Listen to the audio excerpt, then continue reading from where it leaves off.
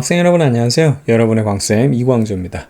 자, 시험 보기 전에 반드시 이것만큼은 정리하고 시험 보자. 광쌤의 벼락치기 특강입니다. 자, 중1과학 1학기 총정리 두 번째 클립이자 이제 1학기에 대한 모든 내용 이번 클립으로 마무리하는 그런 시간 되겠습니다. 자, 빠르게 진행하도록 할게요. 자, 우선은 첫 번째는 우리 이제 암석에 대한 내용 이어서 이제 힘에 대한 내용 살펴보는 거거든요. 자, 우선 힘에 대한 전반적인 내용, 그 다음에 여러 가지의 힘의 종류들 살펴보는 단원입니다. 첫 번째, 이제 모든 종류의 힘, 우리가 이제 뭐 중력, 탄성력, 마찰력 뭐 이런 거 공부하는데, 기본적으로 힘이라고 하면은 변화의 원인이에요. 그래서 그 변화란 건 뭐냐면, 모양이 변하거나, 빠르기가 변하거나, 운동 방향이 변했으면 힘을 받았다고 하는 거예요. 그러니까 이 셋 중에서 어느 거 하나라도 걸리는 게 하나라도 있으면 힘을 받은 거고, 이 셋 중에서 그러니까 이 셋 모두가 다 변화가 없으면 어떻게? 힘 받지 않은 겁니다.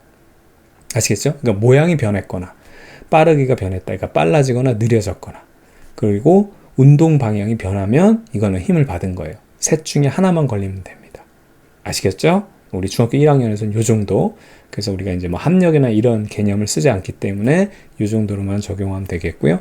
자, 힘을 우리가 이제 표시하는 약속이에요. 약속. 우리 이렇게 힘 표시하자 해가지고 약속을 우리가 살펴보는 건데, 힘 받는 대상 있죠. 예를 들어 농구공이다. 이 농구공을 갖다가 지구가 잡아당기면 이제 지구가 중요한 게 아니라, 물론 지구도 중요하지만 이 힘 받는 대상에다 점을 찍어요. 이게 제일 중요해요. 첫 번째. 그게 힘의 작용점이에요. 그리고 힘을 이제 받는 방향을 화살표로 표시합니다. 됐죠? 그리고 얘가 뭐 요만큼 받는 것보다 더 세게 받았다. 그러면 화살표 길이로 이렇게 길게 표시하면 되는 거고, 뭐 약하게 받았다. 그러면 짧게 표시하면 되는 거고. 아시겠죠? 이렇게 힘의 표시 방법 여러분 하나 잘 정리해 두면 되겠고요. 그러면 이제 여러 가지 힘 중에서 이제 우선 중력부터, 지구가 잡아당기는 힘이에요. 그래서 그 크기는 무게하고 똑같습니다. 그래서 이제 F는 mg라고 선생님이 여러분들 조금 어렵게 썼지만 요게 이제 오히려 더 편해요. 요거는 이제 뒤에서 좀 설명을 할 겁니다. 자세히 설명을 할게요. 그러니까 지구가 잡아당기는 힘이 이제 바로 무게라는 거. 여러분 체중계에서 여러분 무게 달죠? 그게 사실은 지구가 잡아당기고 있기 때문이에요. 그래서 우주 공간에 있으면 여러분들 이렇게 동동동동 떠 있어요. 우주 공간에서. 지구가 잡아당기는 힘이 영향이 없기 때문에 여기는 체중계에 놔도 얘네들이 지금 동동동동 둘 다 떠 있기 때문에 체중계가 0이에요. 근데 이제 실질적으로 지구에서는 어떻게 되냐면, 지구에 이렇게 있으면 얘가 이제 지구가 잡아당기죠. 잡아당긴 힘 사이에 체중계를 끼워 넣기 때문에 체중계가 이게 이제 용처리 압축되면서 이 크기를 재는 거예요. 그래서 이 무게라는 거고, 그 다음에 방향은 지구 중심이고, 우리가 이제 지구가 동그란데 다 각자 이렇게 서 있기 때문에 이게 이제 서 있는 기준에서는 이제 아랫 방향이 되는 겁니다. 됐죠? 자, 이제 여기 시험 문제 하나 나오는데 질량과 무게를 구분하는 거예요. 아까 이제 이 무게라는 걸 갖다가 이제 mg라고 표현했는데, 이게 이제 질량이에요. 질량. 그리고 이 g라는 게 바로 지구의 효과입니다. 그러니까 이게 뭐냐면, 질량이란 거는 쉽게 말하면 여러분들을 구성하고 있는 물체의 이제 고유한 양이라고 정의하는데, 쉽게 생각하면 원자양이에요. 그렇죠? 그래서 개미보다는 코끼리가 뭔가 많잖아요. 덩어리가 크잖아요. 그러니까 원자들이 훨씬 더 많아요. 그게 질량이 크다라고 얘기하는 거예요.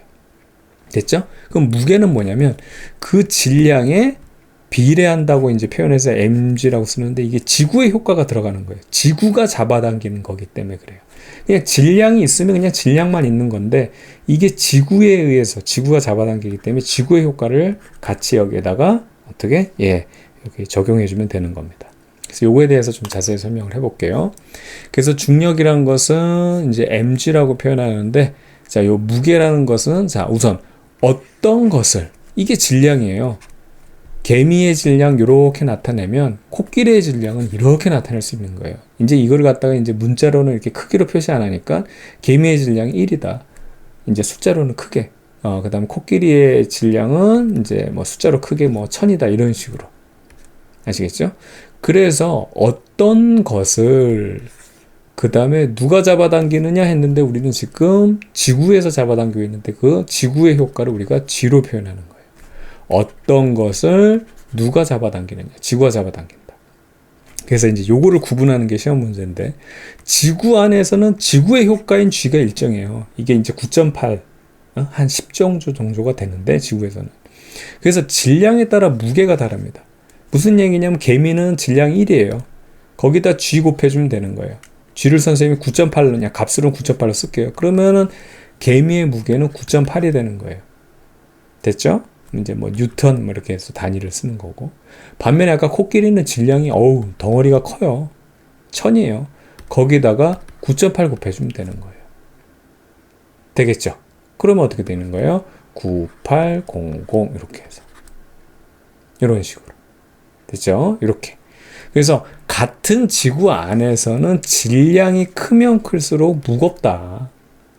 그 얘기가 되는 거고, 이제 요거랑 비교하는 게 뭐냐면, 질량이 같은 물체가 다른 행성에 가게 되면 어떻게 되겠느냐, 이제 이 얘기예요.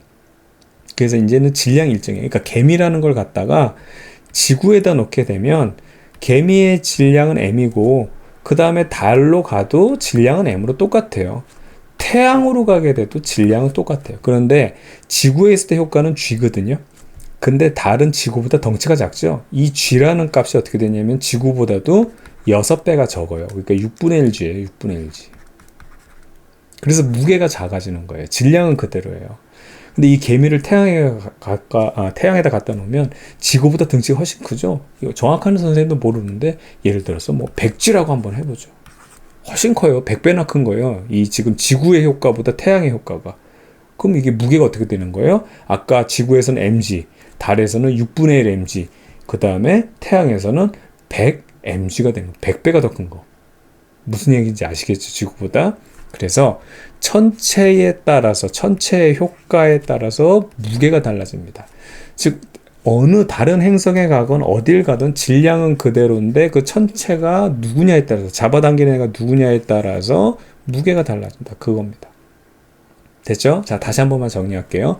지구 안에서는 지구에 대한 효과가 G로 일정하기 때문에 질량이 다르냐, 그러니까 개미냐 코끼리냐에 따라서 무게가 다른 거고, 질량이 같은 물체는 어떻게? 지구 안에서는 당연히 무게가 똑같아요.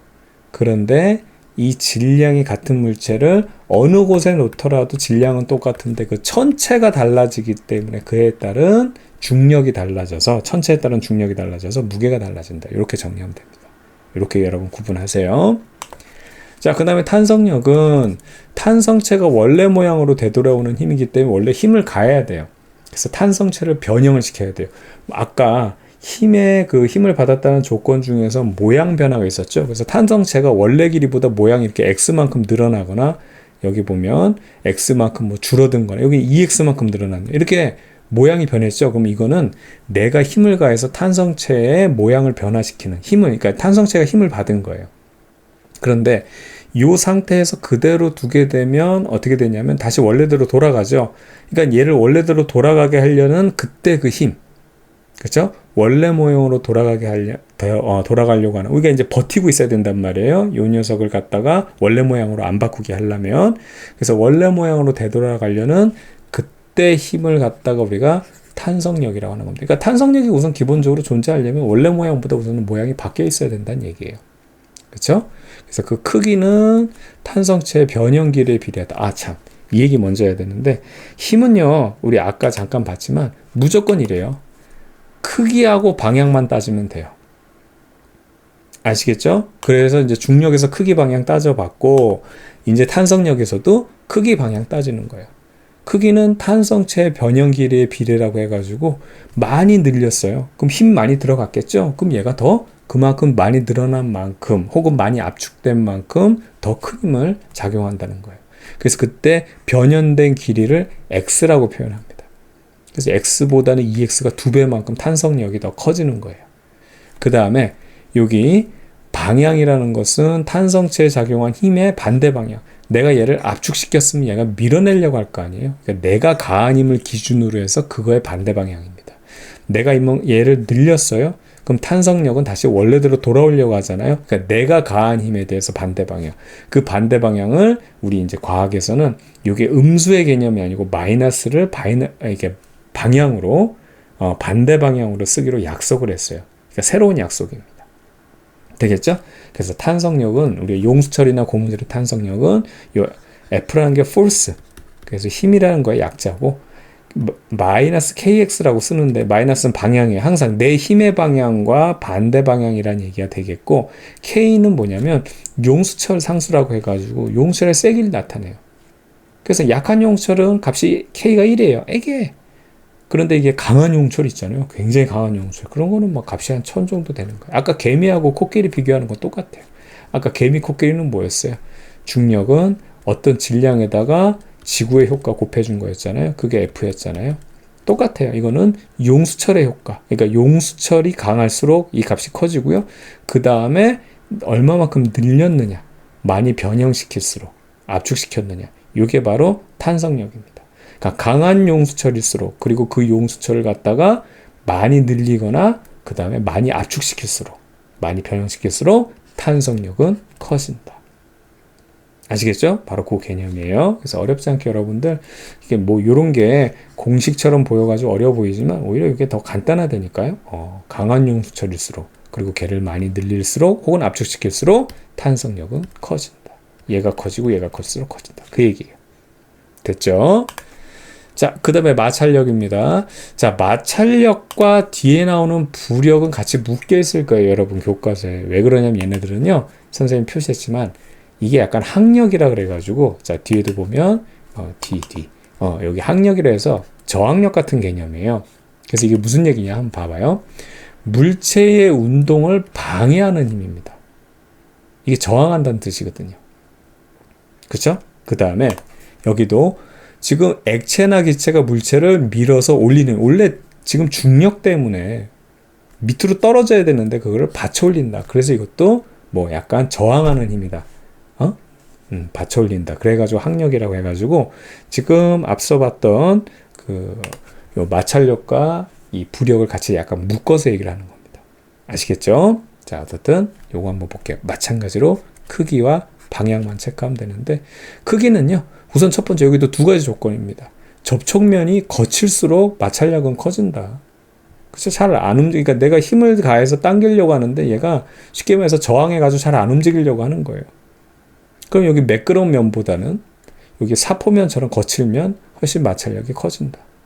그 다음에 무게가 클수록 사실 이것도 수직항력이라고 해야 되는데 우리가 중학교 1학년이라서 그냥 수평적으로만 봐서 그래요. 무게가 클수록 마찰력이 커진다. 그죠? 그리고 여러분도 보면 알겠지만 여기 이렇게 상자가 빈 상자가 하나 있는데 얘를 끌어당기는데 50N이라고 한번 해봐요. 50의 힘이 들어요. 근데 여기다 물건을 잔뜩 실어놨어요. 그렇죠? 그러면 이게 무거워지면 어떻게 되냐면 여기 보면 이 얘를 끌어올리려면 50N보다는 커져야 된다. 그러니까 마찰력이 커졌다고 하는 거예요. 사실 이게 왜 그러냐면 이 지금 마찰력이라는 건 접촉에 관련된 거거든요. 매끄러우면은 자, 요 지금 위에 있는 상자는 자세히 보면 현미경으로 보면 그래도 이렇게 울퉁불퉁해요. 근데 매끄러우면은 여기도 울퉁불퉁하지만 이렇게 그냥 이렇게 좀 덜 울퉁불퉁한데 이게 사포면은 얘네들이 막 울퉁불퉁이 심하다. 얘네들끼리 서로 미끄러지기가 어려운 거예요. 반면에 여기 가벼운 애들은 얘네들 이런 상황에서 접촉이 좀 덜하지만 무거운 애들은 얘네들이 눌리면서 중력 때문에 눌리면서 얘네들이 더 꽉 막물려 있거든. 그러니까 얘네들을 이동하기가 더 힘든 거예요. 그래서 바로 이렇게 되는 겁니다. 이것도 그러면 아까 공식처럼 쓸 수 있는데 이게 어렵거든. 그래서 마찰력은 일반적으로 소문자로 씁니다. 소문자로 F라고 쓰고 요 접촉면의 거칠기를 이렇게 마찰계수라고 쓰고 그 다음에 무게 대신에 수직항력을 써서 나타내는데 아까 뭐 F는 mc 그죠? 우리 중력했던 거. 그 다음에 탄성력 F는 마이너스 KX 이거랑 똑같은 거예요. 이렇게 두 가지 요인이 있잖아요. 접촉면의 거칠기와 그 다음에 요거를 이제 무게라고 생각하세요. 무거울수록 접촉면이 거칠고 그 다음에 무거울수록 마찰력은 커진다. 됐죠? 자, 방향은 주의할 게 있는데 정지했을 때는 얘가 멈춰 있을 때는 내가 힘을 가하는 방향과 반대예요. 그래서 힘의 방향과 반대인데 정작 얘들이 운동을 하고 있을 때 이제 끌려가고 있어요. 끌려가도 마찰력은 작용하고 있어요. 그때는 운동 방향과 반대입니다. 여러분이 제일 많이 틀리는 것 중에 하나가 힘의 방향과 반대, 운동하고 있을 때도 얘도 힘의 방향과 반대라고 생각하는데 절대 그렇지 않아요. 선생님 예를 한번 들어볼게요. 기차가 막 달려가고 있어요.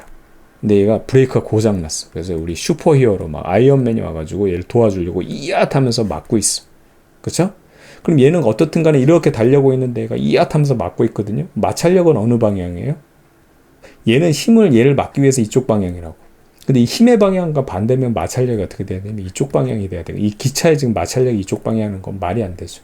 점점 그 마찰력 때문에 빨라진다는 거니까 말이 안 되는 거거든요. 지금 얘 보게 되면 어떻게 되냐면 얘가 달려가고 있을 때는 마찰력이 이쪽 방향이에요. 어떻든 운동 방향과 반대거든요. 얘가 힘을 이쪽으로 준다 해도 그때는 마찰력의 방향과 힘의 방향이 어떻게 돼요? 같은 방향이 돼요. 그러니까 이거를 외우면 안 되고 정지해 있을 때, 자 얘가 정지해 있어요. 그럼 얘가 힘을 가하고 있어요. 그래도 안 움직이죠. 내가 이쪽으로 힘을 가하고 있는데 안 움직인다는 얘기는 이 힘을 어떻게 상쇄시키는 방향으로 마찰력이 이쪽으로 작용한다는 얘기예요. 하지만 이렇게 운동하고 이쪽으로 운동하고 있을 때는 얘가 이렇게 못 가게 힘을 줘도 얘는 마찰력은 어떻게 되냐면 이 운동 방향과 반대 방향으로 작용하고 있다는 거예요. 이때는 힘의 방향과 똑같아요. 아시겠죠? 그래서 요거를 좀 주의해야 됩니다. 그러니까 정지했을 때는 힘의 방향과 반대지만 운동하고 있을 때는 운동 방향과 반대라는 사실을 꼭 기억해 두기 바랍니다. 요거 많이 틀리니까 정리하면 좋겠고요. 자, 그 다음에 부력에 대해서 얘기할게요. 자, 액체나 기체에 잠겨 있을 때예요. 그때 이 액체나 기체가 물체를 밀어 올리는 힘을 우리가 이제 부력이라고 하는데, 자, 요 크기는 우리 중학교 1학년에 대해서 이렇게까지 얘기 안 하는데 선생님이 아예 그냥 이렇게 얘기할게요. 괜히 어설프게 얘기하는 것보다 이게 훨씬 나아요. 그래서 요 정도 비교하는 거를 이제 여러분 문제에서 보게 될 텐데, 이제 여기 잠겨 있는 물체가 있는데 중력보다 부력이, 그러니까 중력이 더 크다 그러면 이제 가라앉을 거고, 중력보다 얘를 밀어 올리는 부력. 선생님 왜 요 물체에다가 힘, 여기 저기 화살표 표시하는지 알죠? 항상 힘을 받는 물체에다 작용점을 찍고 표시한다 그랬잖아요. 여기가 출발점이거든. 지구가 물체를 잡아당겨서 중력이 이렇게 커요. 근데 이 물이 얘한테 작용하는 부력은 작아요. 얘네들 합치게 되면 얘가 더 우세하죠? 그러니까 아랫방향으로 가라앉아요. 그런데 반대로, 자, 이거 한번 지우겠습니다. 반대로 이런 경우도 있을 수 있죠. 바로 뭐냐면, 바로 이런 상황인데, 지금 중력은 요만큼밖에 안 돼요. 근데 물이 얘를 밀어올리는 부력이 이만큼이에요. 그럼 부력이 더 크죠? 그럼 얘가 더 우세하기 때문에는 물에 뜨게 되는 거예요. 요 정도 비교할 수 있으면 됩니다. 그래서 방향은 항상 중력과 반대 방향이다. 이렇게 체크하면 돼요. 그래서 선생님 항력이라고 얘기했죠. 그러면 물체가 빼낸 무게가 바로 이 부력의 크기다. 이게 무슨 얘기냐? 자, 원래 이제 부력을 설명할 때는 자, 요런 형태의 그림을 많이 우리가 사용해서 이제, 잠깐, 지우자. 자, 요거를 사용해서 많이 이해를 도와요. 그래서 이렇게 깊이 갈수록 이제 압력이 커지기 때문에, 그리고 양옆에 압력은 서로 상쇄되고, 여기 압력은 작고, 여기 압력이 크니까 위쪽 부분으로 압력이 더 많아지죠. 그래서 얘들 합치면 이제 힘이 돼서 이게 부력이 된다. 뭐 이렇게 얘기하는데 이게 어렵잖아. 그쵸? 그래서 선생님이 이렇게 설명을 해볼게요. 우선 물체 생각하지 말고 물만 생각해 보세요. 순수한 물만. 물이 이렇게 양이 많아요. 근데 이걸 갖다 어떻게 보냐면 위에 있는 물을 한번 보세요. 그냥 물이에요. 물체 아닙니다. 그리고 아래에 있는 물들도 있어요. 그 물을 나눠서 보는 거예요. 그러면 이 상황에서 원래 위에 있는 물과 아래에 있는 물로 다 중력을 받아서 얘네들은 내려가려고 해야 되거든요. 근데 이 상황에서 지금 물들이 이렇게 담겨가지고 그대로 움직이지 않고 있다고 생각해봐요. 그러면 위에 있는 물은 왜 아래로 못 내려갈까요? 그렇죠. 밑에 있는 물이 위에 있는 물을 받쳐주고 있는 겁니다. 되겠죠? 그걸 선생님이 이렇게 표시할게요. 밑에 있는 물이 위에 있는 물을 이만큼 받쳐주고 있기 때문에, 이만큼의 물을 얘가 힘으로 받쳐주고 있기 때문에 얘가 밑으로 안 떨어지고 그냥 여기에 찰랑찰랑 하면서 여기 제자리에 멈춰 있는 거예요. 됐죠? 그때 여기다 이제 물체를 넣어볼게요. 물체를, 자, 요 색깔을 이렇게 선생님이 검은색으로 이만큼의 상자를 집어넣어 놨어요. 그러면 원래 아래에 있는 물은 원래 얼만큼의 지금 무게를 버티고 있었냐면, 얘가 지금 위에 있었던 물만큼을 얘가 버티고 있었어요. 그만큼 힘을 주고 버티고 있었단 말이에요. 되겠죠?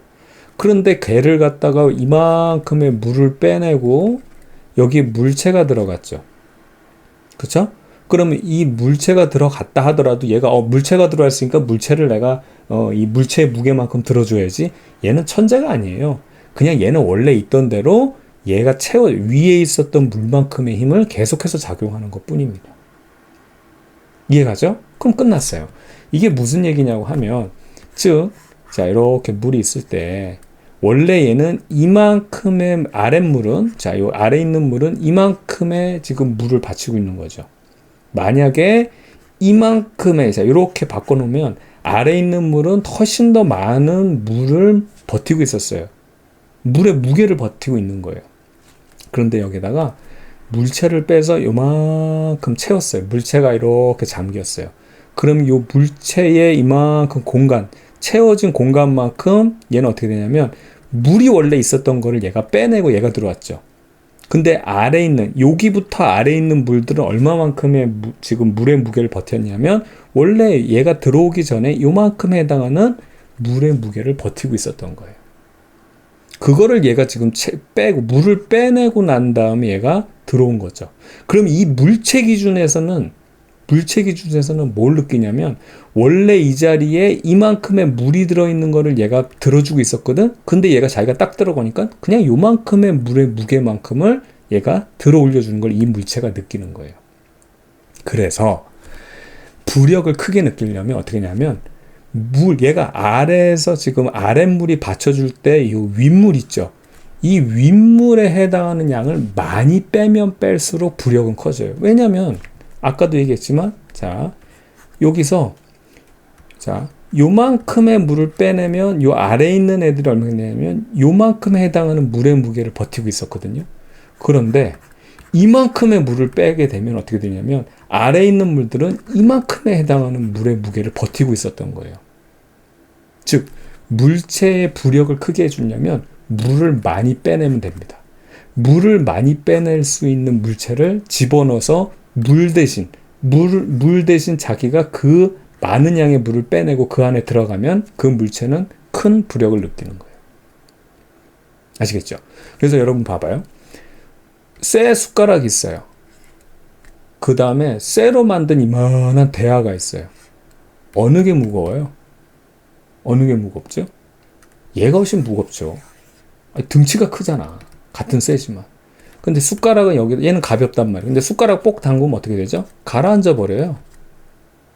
근데 세숫대야는 둥둥둥 뜨죠. 근데 이 녀석을 만약에 밀어 넣으려 그러면 어떻게 되냐면 굉장히 힘이 많이 들어갑니다. 부력이 크다는 얘기거든요. 왜 그런지 이제 아시겠죠? 얘는 가볍지만 실제 얘가 빼낸 물의 양은, 자, 물의 양은 파란색으로 표시할게요. 애게 요것밖에 못 빼내요. 그러니까 요만큼 해당하는 부력밖에 못 느끼는 거예요. 근데 이 세숫대야는 얘는 이만큼을 담그려면 물을 얼만큼 빼내야 되냐면 이만큼을 빼줘야 되는 거예요. 그럼 이만큼의 물의 양에 해당하는 무게에 대한 부력이기 때문에 부력이 훨씬 큰 거예요. 그래서 얘는 사실은 얘를 집어넣어서 물속에 잠기게 하기 힘드니까는 부력이 크니까 둥둥둥둥 뜨는 거예요. 아시겠죠? 요걸 여러분들이 잘 이해하면 돼요. 그래서 이게 굉장히 어려운 개념이긴 하지만 선생님이 일부러 이렇게 정리를 한 겁니다. 그럼 문제가 쉬워져요. 자, 정리 한번 해볼게요.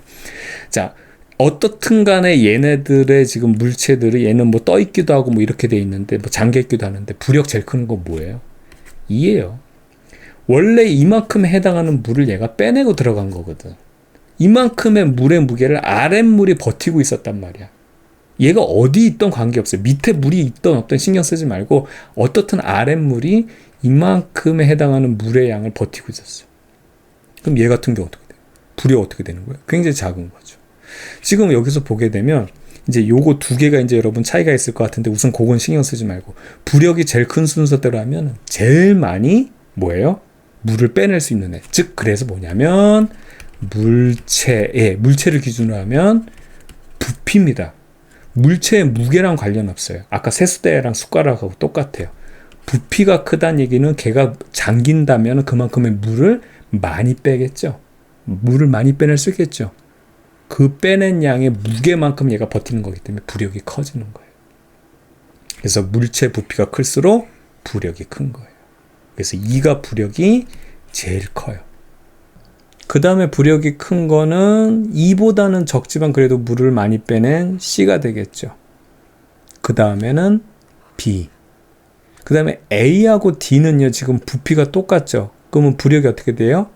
똑같아야 되는데, A하고 D가 똑같이 잠겼으면 A가 빼낸 물의 양과 그 다음에 D가 빼낸 물의 양이 똑같아야 되는데, 얘는 잠겨있으니까 이만큼 빼냈죠. 근데 얘는 안 잠겨있으니까 뭐 한 요만큼 잠겨있나요?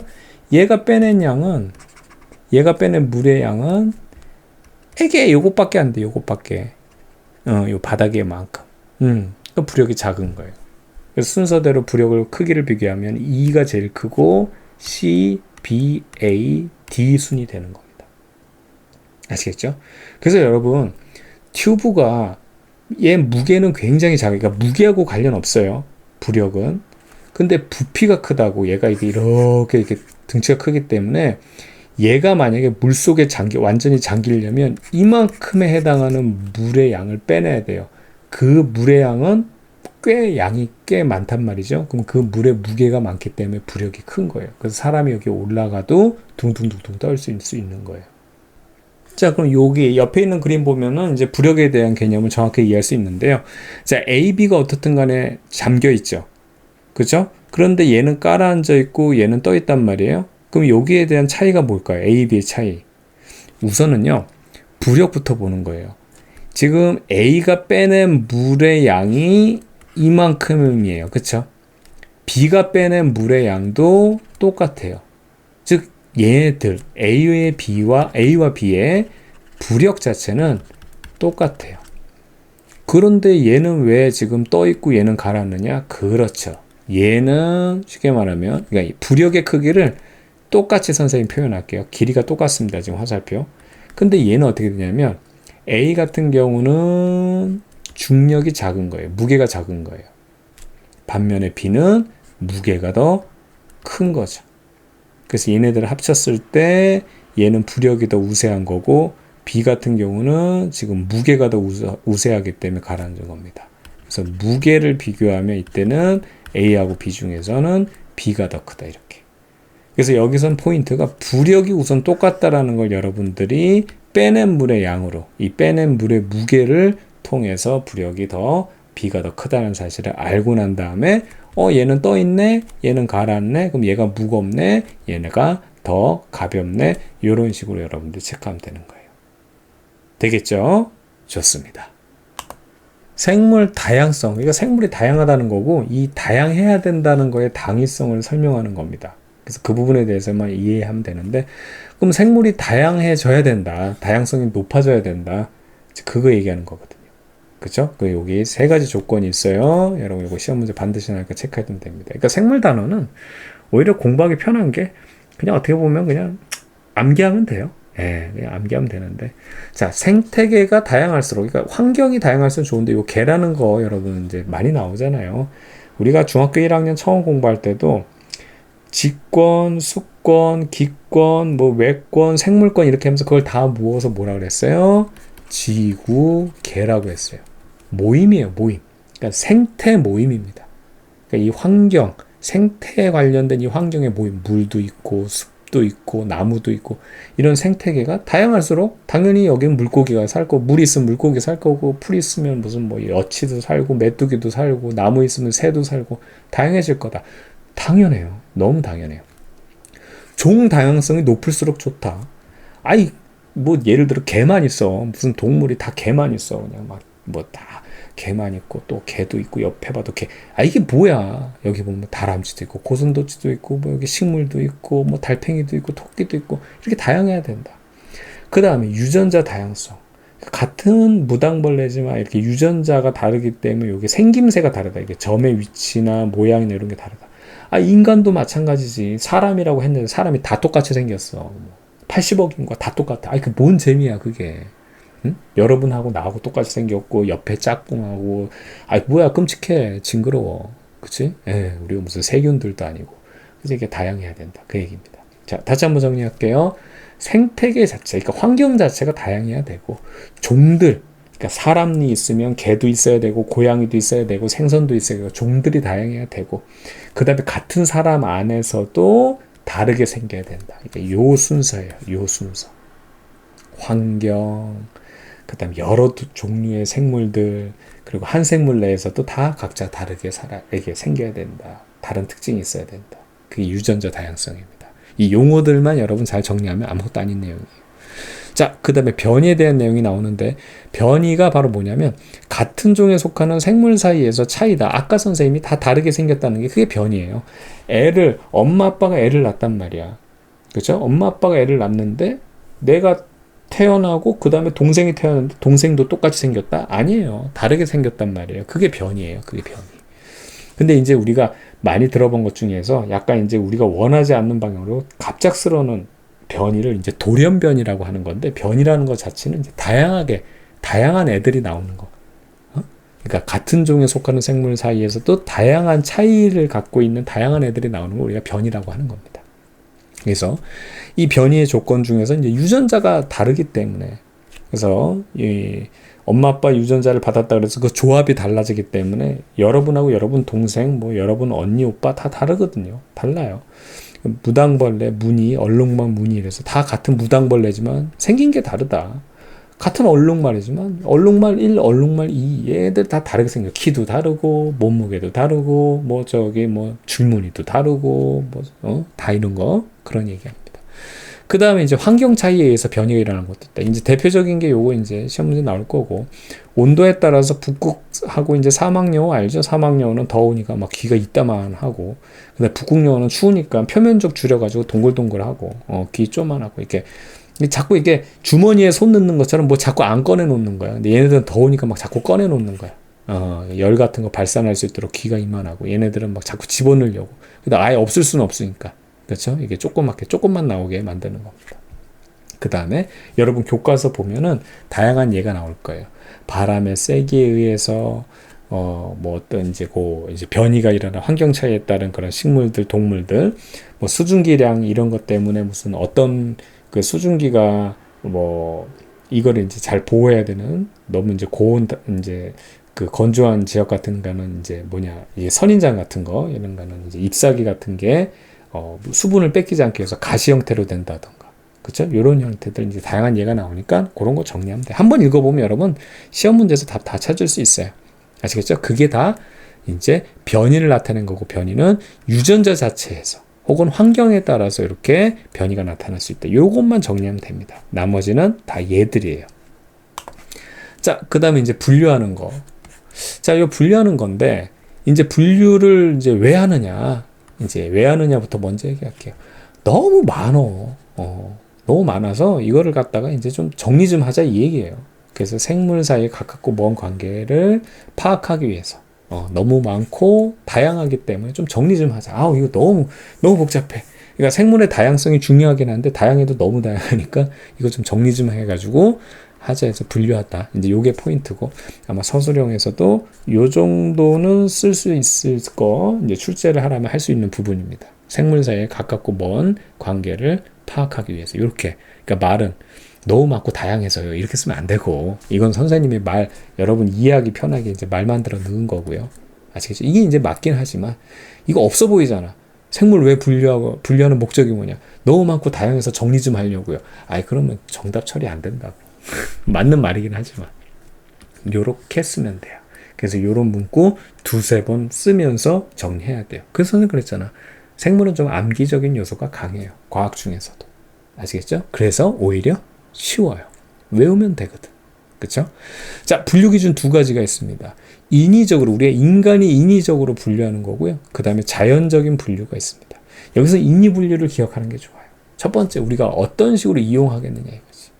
그 다음에 서식지와 식성. 이게 뭐냐면은, 선생님 서식지와 식성이 왜 인위 분류했는데 이런 거야. 인위적으로 물어보는 거야. 너 어디 사니? 이거 왜 물어봐? 너 뭐 좋아하니? 왜 물어봐? 응?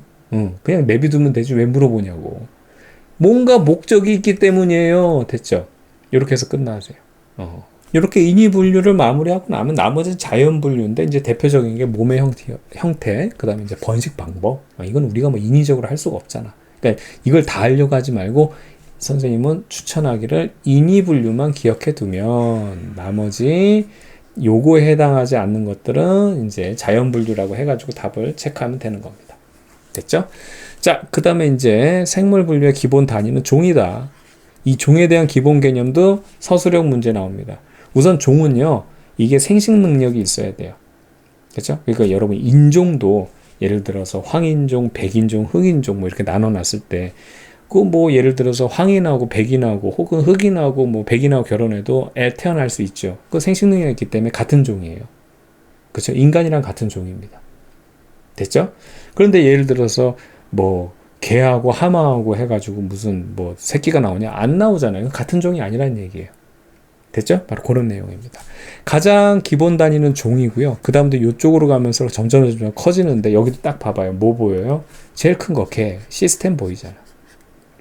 됐죠? 예, 그래서 시험 문제 나오는 건 종 제일 많이 나오고 이거는 서술형으로도 종에 대한 개념, 자연스러운 짝짓기를 통해서 생식 능력을 갖추는 개체를 태어난, 그쵸? 그런 걸 종이라고 한다는 거, 요걸 여러분 쓸 수 있어야 되겠고, 개가 그 다음에 시험 문제 나오면 개가 나올 거예요. 나머지 얘네들은 잘 안 나올 겁니다. 근데 순서는 알고 있어야 돼요. 종속, 과목, 강문계. 그냥 외우세요. 종속, 과목, 강문계. 이렇게 분류한다는 거죠. 여러분들한테 이걸 넣어가지고 무슨 고양이과, 고양이송, 무슨 목 절대 분류 안 시킵니다. 아시겠죠? 미친 짓이에요. 그걸 왜 그냥 이런 게 있다라는 것만 알면 되지. 중학교 1학년 학생들한테. 자, 그래서 종에 대한 거를 반드시 알아두고 그 다음에 시간 여유가 있으면 가장 마지막 단계가 개고 그 다음에 순서 묻는 게 제일 만만한 시험 문제예요. 종속, 과목, 강문계. 그쵸? 이렇게 정리하면 되겠습니다. 자, 그 다음에 생물을 이제 5개로 나누겠다는 요 개 또 나오죠. 개.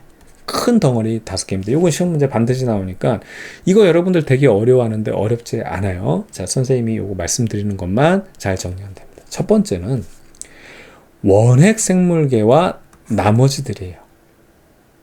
그쵸? 그 나머지가 어떻게 되냐면 원핵 생물계와 원생 생물계입니다. 이렇게 두 가지를 먼저 분류해야 돼요.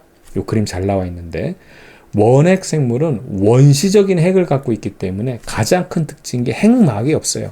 핵 자체가 딱 막으로 둘러싸야지만 얘는 핵이야 딱 구분이 되는데 구분 자체가 애매한 정말 하등 동물들이라고 하등 생물들이라고 보면 돼요.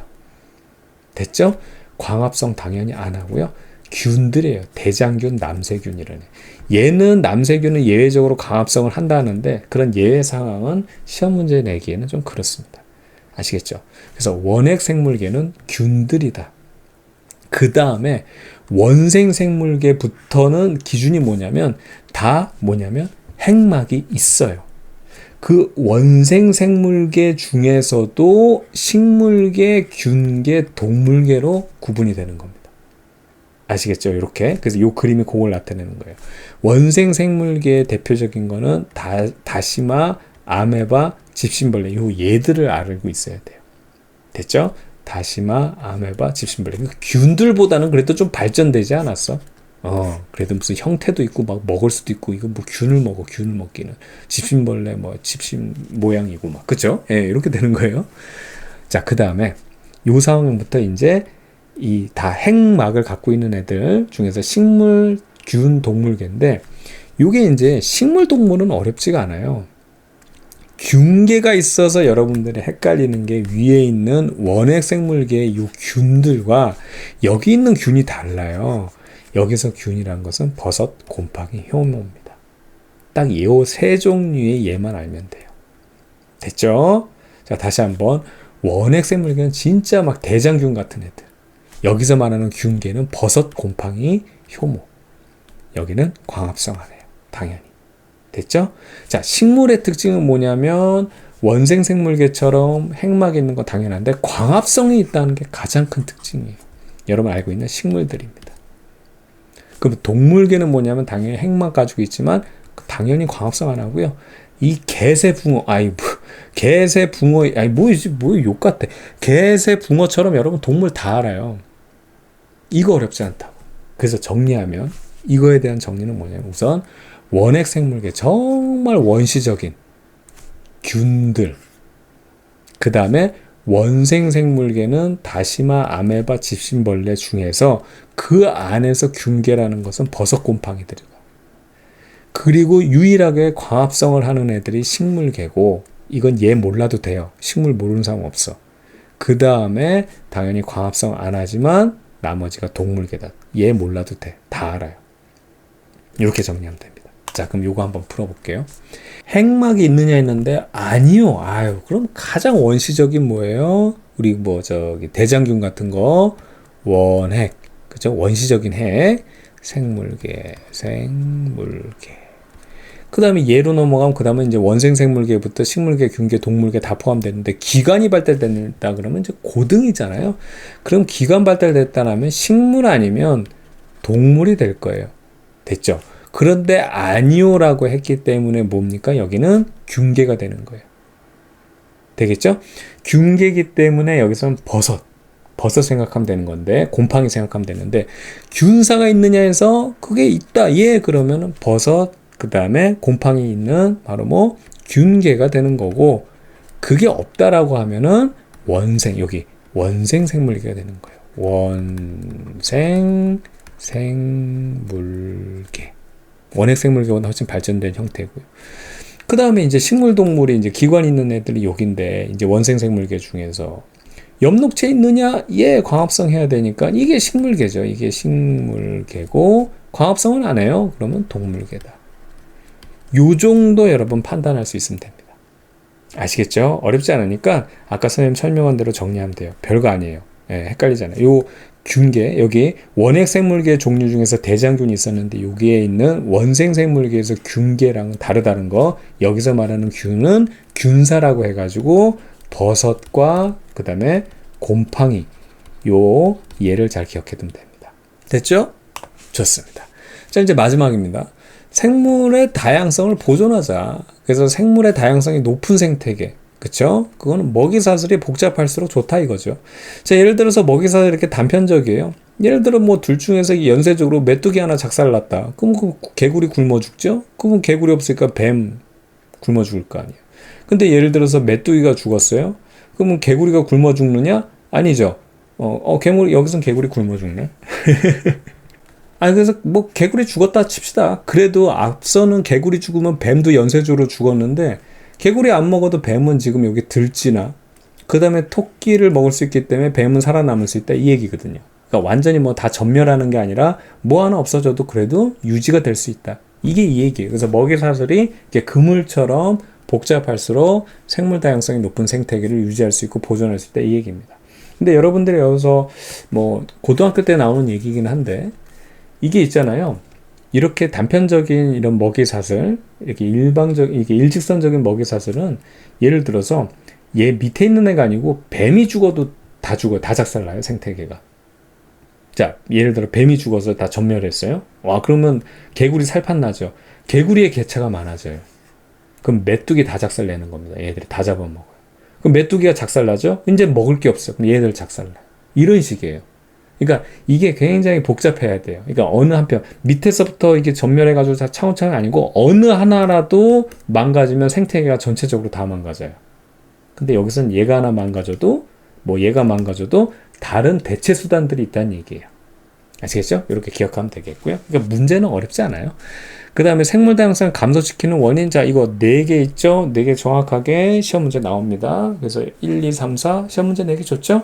5번 하나 이제 다른 건 넣으면 되는데, 당연하죠. 서식지 파괴되는 거, 환경 오염되는 거, 그 다음에 불법으로 포획하고 너무 다 잡아가지고 그냥 다 잡아가고 이러면은 그냥 다 감소시키는 거 아니겠어요?